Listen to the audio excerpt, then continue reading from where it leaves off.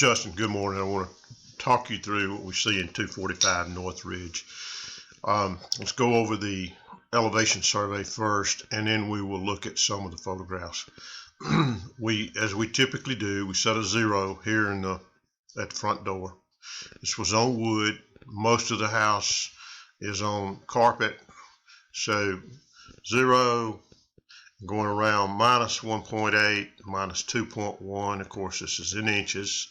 2.7, 3.2. Here's the lowest point at minus 3.4 inches. and then continuing around, the back is higher than the front. So 3, 3.9, 3.8, 3.4.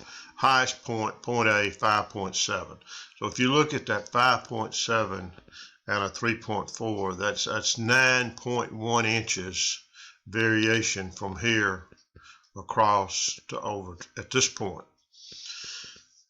Let's look at the garage. We zeroed here and we took this point, which is on the floor 5.9 inches higher, 5.8 inches higher, and 3 inches higher here. Ceiling mirrors, pretty much mirrors the floor, of course. And in the header, this side on the right side is 3.1 inches higher than here.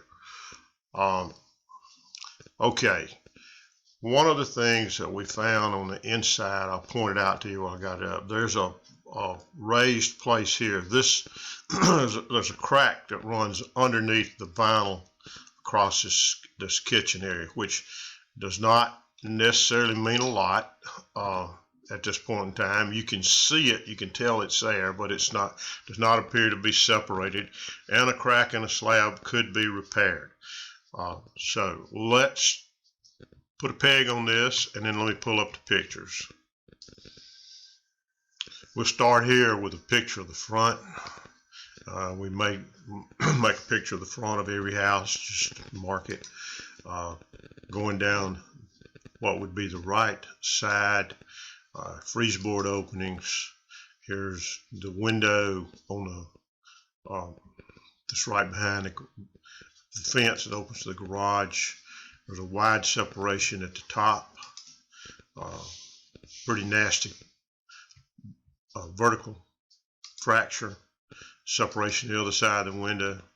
The separation has been caulked at some prior time. Same window. This is below the window. The rear window, this loose at the top. It was really all, and then the minor fracture beneath. And then there's the back. Of course, you're familiar with the topography. One of the things from this picture, you can actually see where this side appears to slope down, but nevertheless, no gutters, and I would certainly want to put gutters on to try to stabilize the moisture variation. Here's caulk joint, of course, where underneath the back, we saw one hole where you've got a void underneath the slab already. Windows across the back, large caulking, front steps, minor separation, mortar separations on the steps and the side. Inside the garage, the ceiling is not attached to the wall. Another distress in the wall. And these are concrete repairs where pilings or some type of supports likely was installed. At the front, minor separation from lateral movement here. And then at the back, the typical cracks in the patio. The drainage is provisions for drainage. I'm not sure what it is, but there is some catch basins in the back.